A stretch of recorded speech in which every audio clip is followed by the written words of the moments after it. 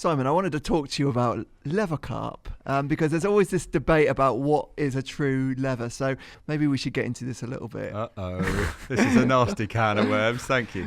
So leather carp, there's something of a genetic miracle, aren't they? Yeah. So what is a leather carp? Okay. First of all, there are two schools of thought here. There is the carp angling school of thought that a leather carp has got no scales. But what you have to look at is, where did that term leather carp come from? Well, it actually came from carp farmers who have created a carp that they actually had a certain set of characteristics that they described as a leather carp. And now a leather carp is something you can produce through genetics, and actually we at the farm, we produce some leather carp every year because they're always popular with the customers. And the characteristics that you see with a leather carp are as follows. Firstly, it is very sparsely scaled. Toby, put the picture up of a leather carp. I've got one good one here. One sec. Okay, yeah. Have we got one to look at? Have we? Yeah, we have, yeah. Oh, that's good. Yeah. Okay. Are you ready to go with that? Yeah, give me a second. Sparsely, There's very sparsely scaled. So it's...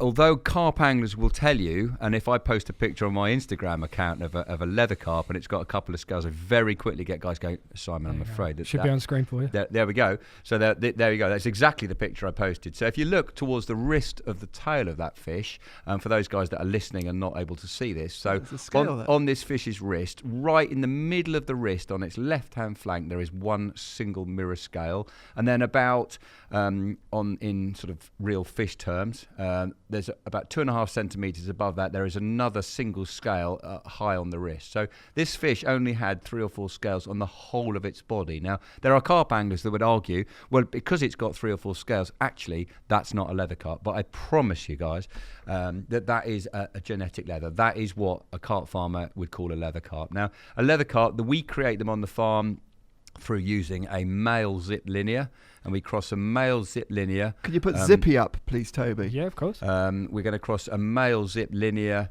with a normal scattered mirror, and the effect that gives you, if that cross is that we get 25% commons, 25% zip linears, 25% leathers, like the one we've just looked at in the picture, and 25% scattered mirrors, a normal mirror carp. So a zip linear, heterozygous zip linear crossed with a normal mirror will give you 25% commons, 25. And it's, I'm afraid, being a dyslexic innumerate who hated maths at school, I find it hard to get my head around, but the way the genetics work is exactly right. So when you harvest a pond where you've done that cross in your brood fish, you will see 25% of each of those different types of fish. And 25% of those fish will be genetic leathers, and they will have the characteristics that we've talked about. So they will have very few scales on the body. In extremely rare situations, they may be completely nude, but in my experience of carp farming and fishing for a long time, a completely nude leather is a very, very, very rare animal. Some of them will have just 1 or 2 scales. Some of them may have a fair few scales. What you'll see, the scales are often on the wrist of the tail. So like a square scale either side of the wrist of the tail. You often get 1 or 2 along the dorsal line. You don't get scales around the area behind the gill plate like you would in a mirror carp. So that's the scaling. Other things to look for. If it's a true leather carp, it will have a punctuated dorsal fin. So when you look at the dorsal fin of a normal carp, if you can imagine the dorsal fin of a normal carp, if you look down there, you'll see there are bony rays in that dorsal fin to support the fin structure. In a leather carp, you get what we call a punctuated dorsal fin, like a punctuation mark. Now, punctuated dorsal fin means that in the centre section, there are rays missing. Now, if that photograph we just looked at, there we go. You can see it beautifully in that picture.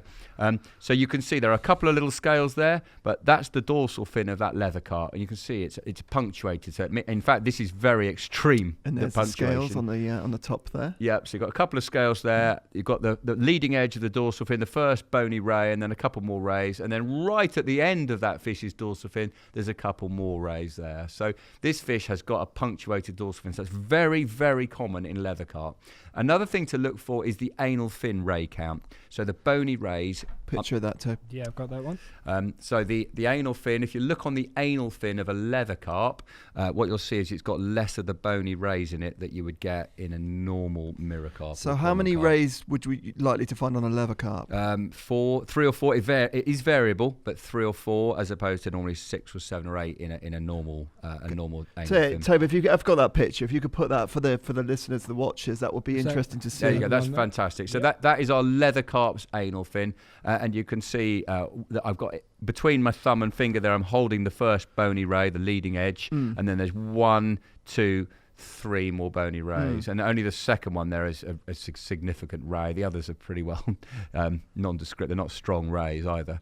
Okay. So that's common. Now, if that was a mirror carp, you'd have more rays, and that might be 7 or 8 rays there. Okay, and what about the rounded tails and the little? Yeah, now I know you'll be thinking about the Yateley carp here. So, for example, the dustbin. So the withered fins look is very, very commonly associated with leather carp. Now, one of the really fascinating things about leather carp is if you compare their ability to regenerate fins compared to a common carp, for example, their ability to regenerate fins is massively reduced. It's reduced from, if you take the common carp as your 100% marker, so if you damage the fins of a common, they will grow back 100%.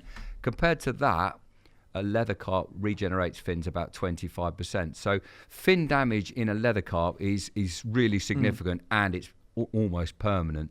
Now that means as that fish is living its life, it's swimming around in its environment, every time it brushes against weed or snags, it's abrading the edges of those fins.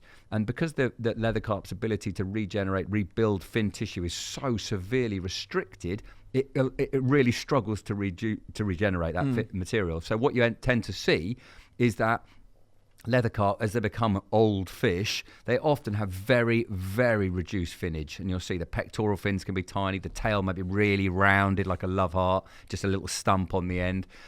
So yeah, that's a factor. The other thing, there's a couple of things you can't see as easily, but poor old leather carp, they've got less red blood cells. So what does that mean? Well, that means if the pond deoxygenates, if the oxygen level in the water that they're in deteriorates and drops, they can't cope with that. They haven't got the red blood cells, so their ability to withdraw oxygen from the water in the gill is hampered.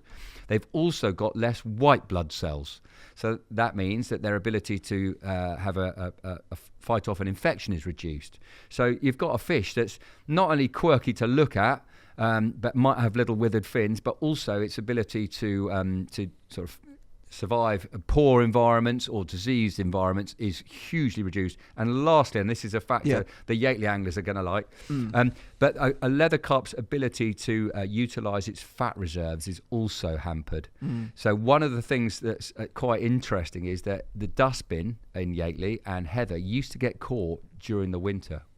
They were quite regular, not regular in Yateley terms, so once a winter or once every other winter, but they used to get caught. Those two fish would get caught in the winter, and there's good reason for that, is that they're not able to utilise their fat reserves as well as some of the other fish. So, for example, Chunky could sit on the bottom, big mirror carp, 44-pounder, could sit on the bottom all winter long, and he'd think, you know what, I don't need to eat boilies today, why take a risk? Because I've actually got plenty of reserves. But the poor old dustbin, maybe get to December, and he'd be thinking, I'm getting a little bit peckish. Oops, oh dear. Trip out on the bank to be photographed. So it's quite interesting. So that hopefully answers that question. Does it affect their lifespans as well? Do you find that leathers don't necessarily live as long? They can in a pristine. Well, obviously we're talking about the car park lake a bit here. That is a pristine environment. So in a pristine environment, so no oxygen problems, no disease issues, a healthy diet, they can live a very long time. So I would expect them to have a long life. But if they're in an environment that's difficult, oxygen crashes, disease outbreaks, they're going to be the first to go. You would notice those first of all. You'd see them die off first. I've noticed some leathers that I've seen, the characteristic is a very, very long, they're like lizards, very, very long fish with small tails. Is that just from a certain brood of leather carp? Yeah, that would probably be from that particular genetic line. So we produce some quite high back leathers and quite deep-bodied fish, but again, that's because, as I've touched on, that Zip linear that we often use, I've mentioned him already, if we cross Zippy with, let's say, a Harrow mirror, deep-bodied fish, then you're gonna get some quite deep-bodied fish. So the shape can vary depending on the bloodlines you're using. Right. Okay. But the characteristics of the scaling and the fins is the same. Well, I've noticed with those fish actually, they all tend to be a similar age as well. Yeah, so it's probably one farm or one farm's produced a big hit of fish, and they've been spread around, and that's where they've ended up in that lake. They're just wonderful fish, aren't they? Yeah, They I seem think to have a bit more the character, thing. don't they? I think the thing is, the beautiful thing about leathers is it's the variety, isn't it? If you're fishing a lake and they're all mirrors and you catch the leather, it's exciting because they're rare, generally a bit rarer. We certainly get demand for them at the farm, and every year we produce a few to drop in with the orders.